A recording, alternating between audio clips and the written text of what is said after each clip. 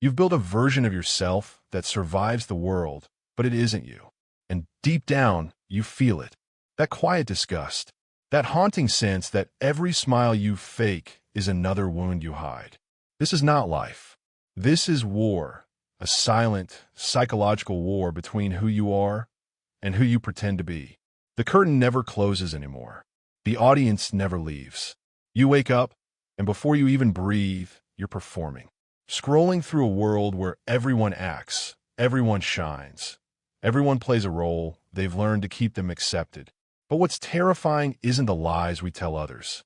It's how easily we start believing them ourselves. The feed is a theater. Every caption is a costume. Every reaction is applause. And in this endless stage, you become both the actor and the audience, trapped in a performance you never auditioned for. You learn that truth doesn't trend. Rawness doesn't sell. And so you edit your soul until it fits their algorithm. But what's the cost? When your reflection becomes a stranger, when your silence feels louder than your words, that's when the war begins. You start realizing that authenticity is rebellion. That the truest thing you can do in a world addicted to performance is to stop pretending. Stop posting for approval. Start existing without permission. They don't sell products anymore. They sell attention, yours. We call it connection, but it's consumption. Every scroll, every like, every click is a small chemical prayer. You feed the machine, and it feeds you dopamine. Little drops of approval dressed as meaning. You tell yourself you're just checking. But it's not checking, it's chasing. You're chasing validation, chasing recognition, chasing the illusion of being seen. That's the mechanism. Not a glitch, a design. You are supposed to crave the screen. You're supposed to compare. You're supposed to lose yourself inside the endless noise. Because the moment you're alone with your thoughts, the illusion breaks. And so, you keep scrolling, not because you care, but because silence terrifies you. Because when you stop, the mask starts to crack. And what waits beneath it isn't pretty, it's honest. You were taught that worth comes from visibility. That if no one sees it, it doesn't exist. But real worth has never needed witnesses. The seed doesn't need applause to grow. The lion doesn't need validation to be king. Every time you pick up the mask, you lose a piece of yourself. Every time you choose image over truth, you feed the addiction that stars your soul. So, break the loop. Starve the mechanism. Let them watch you disappear. There's power in vanishing from what drains you. You disappear the moment you stop performing. No one tells you this part, that when you finally stop chasing attention, you will vanish from their world. You'll post less, speak less, smile less, and suddenly, silence will surround you like fog. You'll realize how fragile your connections were, how many of them only existed in the light of your performance. When you take the mask off, the room empties. Not because you changed, but because they only loved the version of you that lied for their comfort. This is the loneliness of awakening. The punishment for truth in a world addicted to illusion. But listen carefully. That loneliness is not emptiness.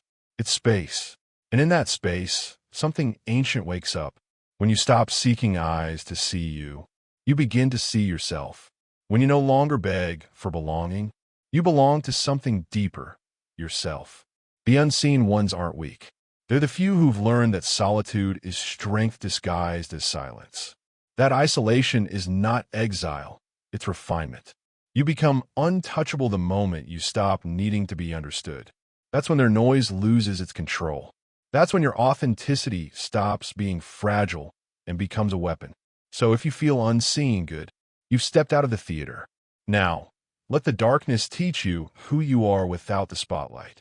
The shadow doesn't disappear when ignored. It waits. You can hide your pain under achievements. You can bury your fear beneath discipline. You can even wear confidence like armor. But the parts of you you refuse to face become the parts that control you. That's your shadow, the collection of everything you suppress to appear fine. Your anger, jealousy, shame, pride, all sitting behind the curtain, waiting for silence to pull them forward. Most people run from this confrontation. They'd rather stay distracted than dissect the truth. But growth is not light, it's exposure. And exposure burns. When you finally turn toward your darkness, it doesn't attack you. It speaks. It tells you why you overreact, why you chase love, why you can't rest. It shows you that what you call weakness is just unmet honesty. Carl Jung said, "Until you make the unconscious conscious, it will direct your life, and you'll call it fate." He wasn't warning you. He was giving you a map. Your demons aren't enemies. They're signals. Each one points toward an unhealed story you've been avoiding. To integrate the shadow is to sit with your own ugliness and not flinch. To say, yes, this is me too. Because the moment you accept the darkness, it stops needing to scream for your attention. Integration is not peace, it's power. The kind that comes from no longer being at war with yourself. So stop trying to fix who you are. Start understanding who you've been pretending not to be. Power grows in silence, not display. The world taught you to announce everything, every victory, every plan, every moment of progress. But true power doesn't need witnesses. It needs control.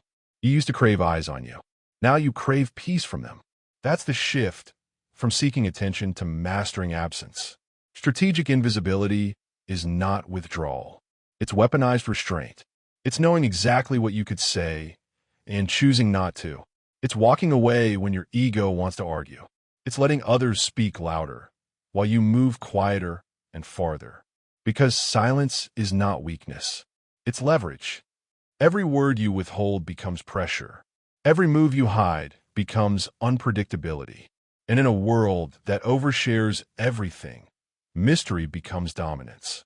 Philosophers called it detachment. Warriors called it discipline. You can call it freedom.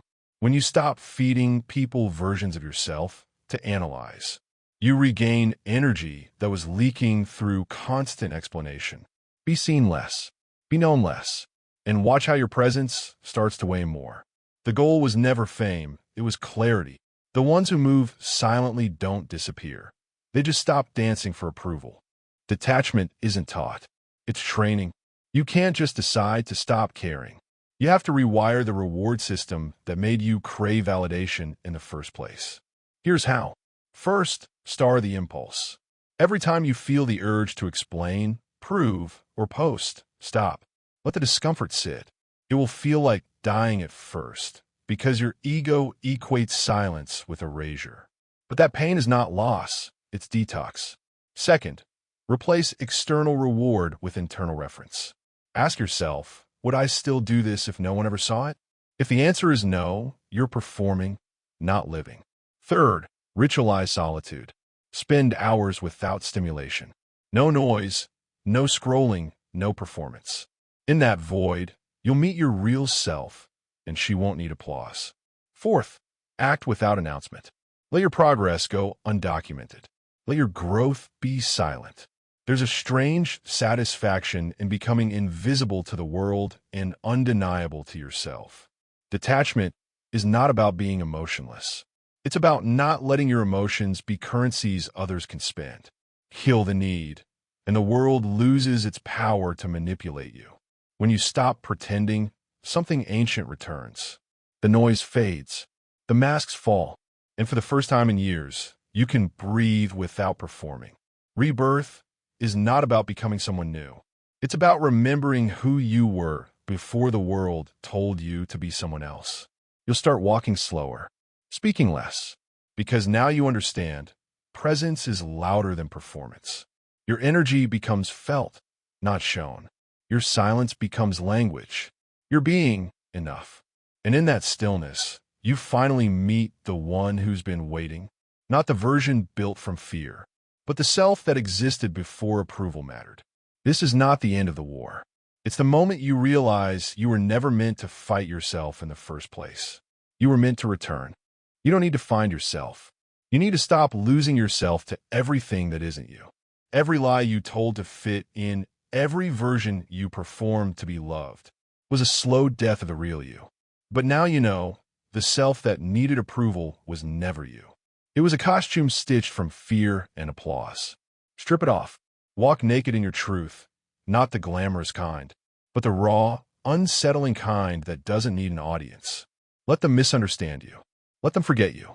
Because those who can't see truth will always call it arrogance. You weren't born to be understood. You were born to be awake. The war between who you are and who you pretend to be ends the moment you stop negotiating with your shadow and start standing in it. From here, silence becomes power, detachment becomes peace, and being unseen becomes your ultimate advantage. Now, disappear and become everything they can't touch. If this message found you when you needed it, subscribe, stay close, because every week we go deeper. The abyss was never here to break you. It was here to reveal you. Now step forward, eyes open, heart steady. You've earned your meaning. Now live it.